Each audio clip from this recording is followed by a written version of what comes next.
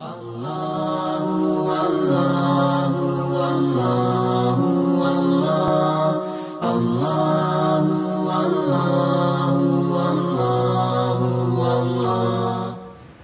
Allah sudah katakan, kalau intan surullah yang surku.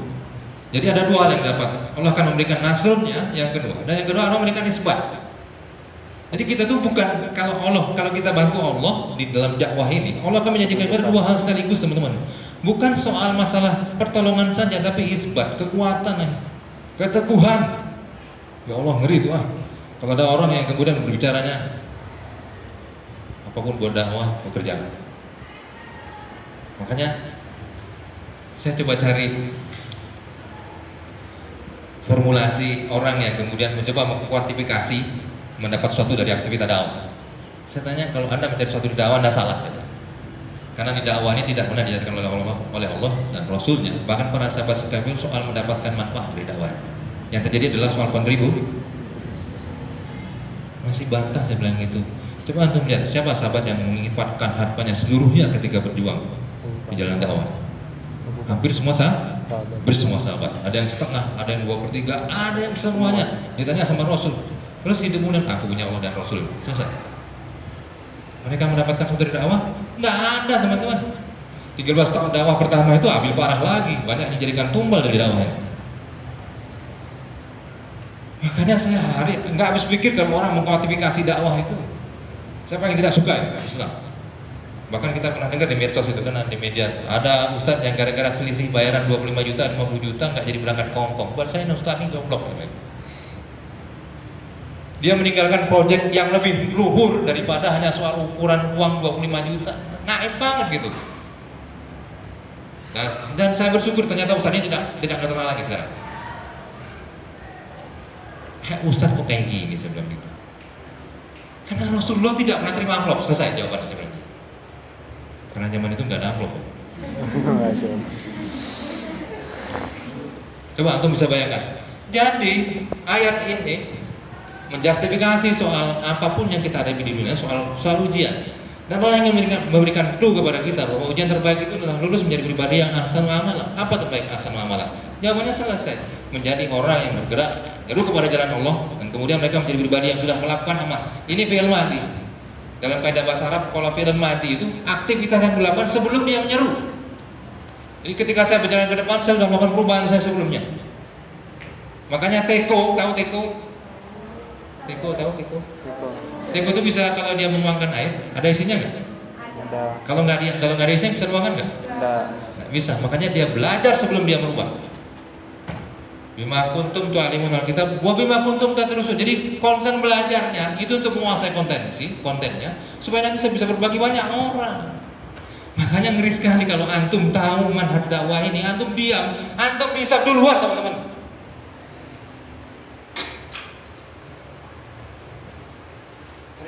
Ngeri kan? Mantap kan? Jadi diam saja antum, silahkan diam. Bahwa antum punya urusan besar dengan Allah, karena antum menguasai kompetensi, menguasai kontennya, tapi antum diam. Dan di sekitar antum ada orang bermasalah, antum diam saja. Aduh, lebih parah lagi itu, ya Allah. Cocok saya bilang, saya datang hari ini, walaupun 2 jam yang lalu diminta. Supaya ya mungkin ini rezeki kita gitu. Saya juga punya kesempatan untuk berdakwah, antum punya kesempatan juga mendengar gitu. Jadi teman-teman,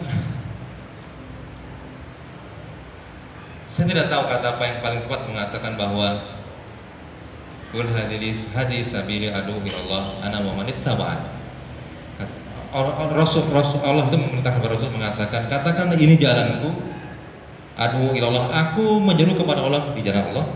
Ana wa man ittaba'ani, aku bersama orang yang mengikutiku. Pertanyaannya, ada mengikuti Rasul enggak? Berarti kalau antum tidak melakukan dakwah, berarti itu menyelisih Rasul. Kami suruh antum bukan bersama Rasul. Ngeri sekali teman-teman ini. Ini ngeri sekali teman-teman. Makanya silakan. Apalagi kalau antum nggak bersama. Makanya tadi kan soal semangat menuntut ilmu dan semangat berdakwah. Dua hal.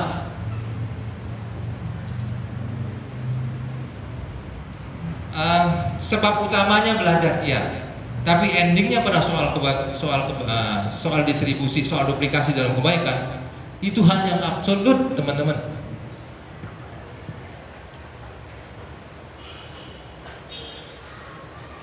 Antum melihat nggak kerusakan di luar itu? Seberapa banyak ya kerusakan ini? Kalau antum melihat betapa rusaknya orang karena pengaruh medsos itu. Saya bertanya, akankah kita diam, teman-teman? Sejak rejim ini berkuasa, antum melihat semua kasus PKI, kasus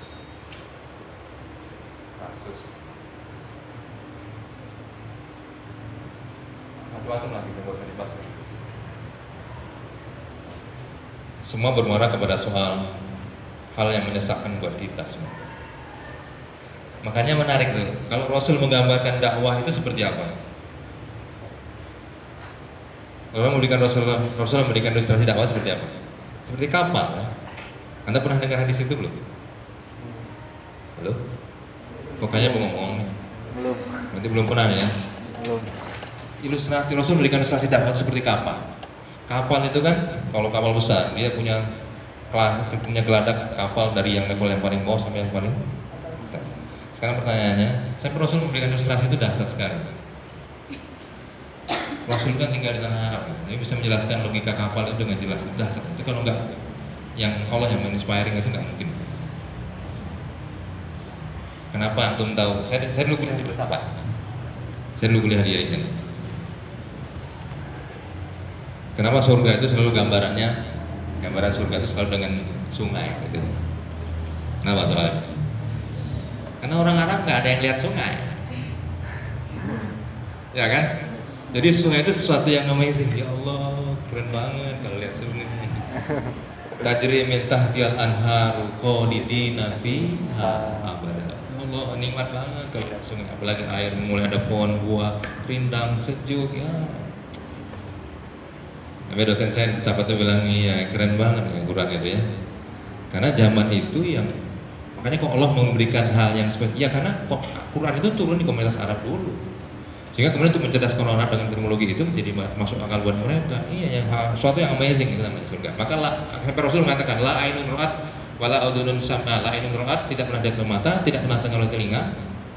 Wala khatara fi qalbil basar, dan tidak pernah terbayangkan oleh manusia di hati manusia. Surga. Nah jadi, saya mau kemana tadi ceritanya? Cerita surga ini. Artinya begini teman-teman, antum bisa bayangkan narasi soal kebaikan itu seperti ketika saya misalnya begini teman-teman. Saya sering bilang kepada teman-teman yang tidak mau berdakwah seperti itu. Ada seorang bapak, ini di Jakarta, kasus di Jakarta. Dia punya anak, titipkan sekolahnya di sekolah internasional. Anaknya disodomi oleh gurunya. Padahal dididik, anaknya baik-baik di rumah, sama istrinya dididik di rumah-rumah, anaknya disodomi di sekolah.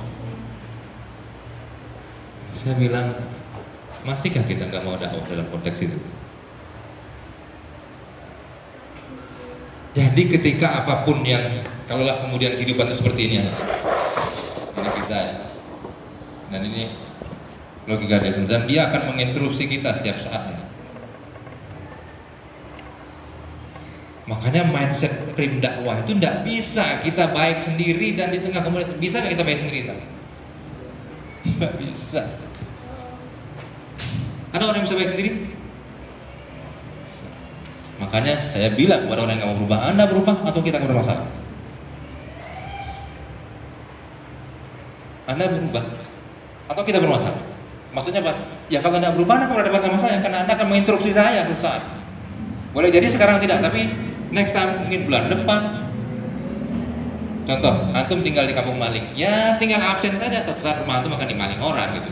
Pertanyaan gimana caranya merubah supaya tidak dimaling? Rubah orang sekitar supaya antum tidak maling. Jadi dakwah itu simple teman-teman. Saya nggak bisa bayangkan kalau ada orang yang nggak mau dakwah gitu loh. Lantas apa yang dilakukan untuk menetralisir sebuah proses ketidakbaikan di sekitarnya? Yang imbasnya kembali kepada dia. Makanya kaidah fikih mengatakan ma la yatimmu illa bihi wa huwal wajib. Apapun yang tidak sempurna, malah ya timmu sempurna. Apapun yang tidak sempurna oleh karenanya, illa bihi, kecuali dengannya. Nyanyi apa? Ya, yang menjawab dia sempurna. Bahwa wajib, maka hukumnya menjadi wajib. Apa itu contohnya? Wudu. Hukum asalnya berwudu. Sunnah atau wajib? Sunnah. Tapi kalau antum mau sholat, Wajib. kan naik kelas tuh. Yang asalnya sunnah, dia naik jadi wajib. Loh, kenapa? Karena dia bagian dari sebuah kewajiban. Makanya kalau saya tinggal di sebuah komunitas yang kemudian rusak, komunitas itu rusak, tugas saya bukan tenggelam dalam kerusakan. Saya harus tetap baik, oke, sampai di situ oke. Tapi dalam hal kemudian imbas dari soal ketidakbaikan komunitas berimbas kepada dia dan menjadi kita bagian buat kita, berbahaya nggak? Iya, itu yang kita hindari, teman-teman. Makanya Rasul itu menggambarkan dakwah dengan fenomena kapal. Karena kapal itu kalau ada orang yang culas mau minum capek ke atas, gue bolongin aja kapal dari bawah nih, dapat air dan minum dia. Tapi yang rusak satu kapal tenggelam, bukan cuma dia. Wattaqu fitnatal ladzina tusibanal ladzina zalamu minkum khassah. Janganlah kalian mengerikan lagi ayat itu. Pokoknya kalau dibahas soal dakwah habis semua dah kita. Hendaklah kalian takut bahwa akan ada fitnah. Yang fitnah itu tidak akan menimpa orang yang berat zalim saja.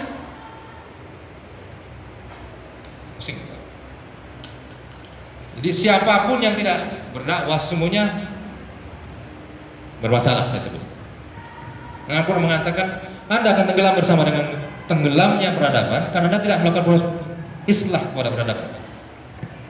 Jadi ada dua hal yang melakukan itu. Pertama, solihun, dan yang kedua, muslih.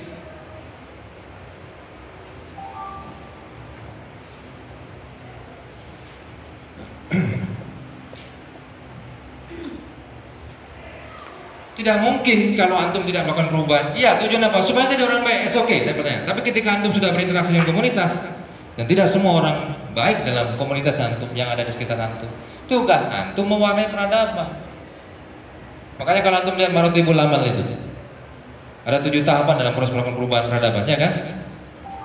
Dari merubah diri sendiri, keluarga, komunitas, lingkungan, sampai kepada menjadi sokok guru peradaban, ustaziatul. Kenapa? Karena Islam kalau sudah menjadi tata nilai peradaban yang diadaptasi oleh semua orang, semua masalah selesai.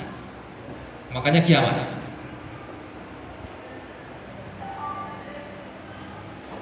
Jadi pusing kita lihat memang dihadapi dengan hidup ini. Memang iya, hidup ini pusing.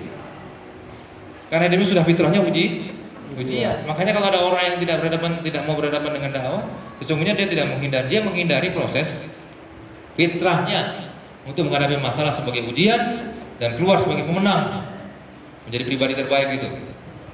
Dan yang terbaik catatannya makan, nggak ada cara cipta lain.